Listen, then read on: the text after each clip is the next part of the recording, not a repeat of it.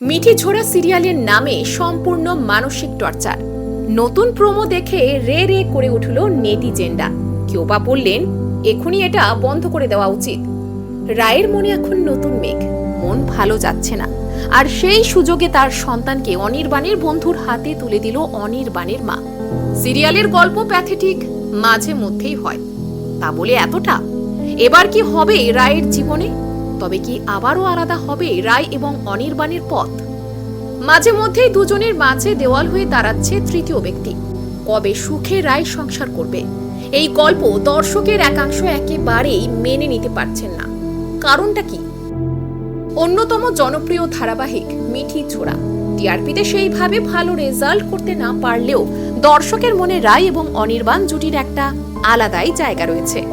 বহুবার শোনা গিয়েছিল ধারাবাহিক বন্ধ হয়ে যাবে, কিন্তু সেটা হয়নি। বরং এসেছে একের পর এক নতুন চমক। সম্প্রতি প্রকাশ্যে এসেছে নতুন প্রোমো। দেখে অনেকে বলছেন অতিরিক্ত কোনো জিনিস ভালো না, ফালতু হচ্ছে। মায়ের চেয়ে মাসির দরদ বেশি দেখানো হচ্ছে। রায়কেই ভুল বোঝা হচ্ছে, বেশ বিরক্তিকর। আবার কেউ বা বললেন এই সিরিয়ালটা এবার অন্তত শেষ করে দেওয়া উচিত, একদম ফালতু। ইতিমধ্যেই রায় আর অনির্বাণের সংসারে তৃতীয় ব্যক্তি হিসেবে এন্ট্রি নিয়েছে অনির্বাণের বন্ধু।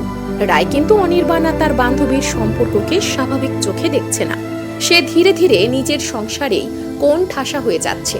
সে দেখতে পাচ্ছে স্বামীর পাশাপাশি তার মেয়েও যেন তার থেকে দূরে চলে যাচ্ছে।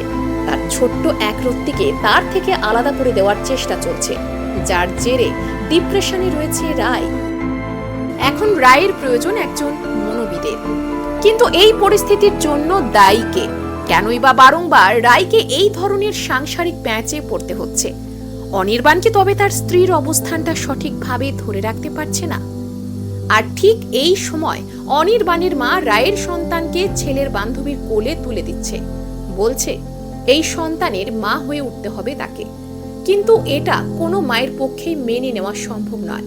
ভীষণ মানসিক যন্ত্রণাদায়ক একটা ব্যাপার। আর তাই কিছু অনুরাগীর বক্তব্য খুব বিরক্তিকর হয়ে উঠছে। এবার এখান থেকে অনির্বাণের মাকে সরানো দরকার। রায়ের আগে অনির্বাণের মায়ের চিকিৎসার প্রয়োজন রয়েছে।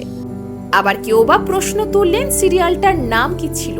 মিঠি ছোড়া মানে কি? কেউ আমায় বলবে প্লিজ?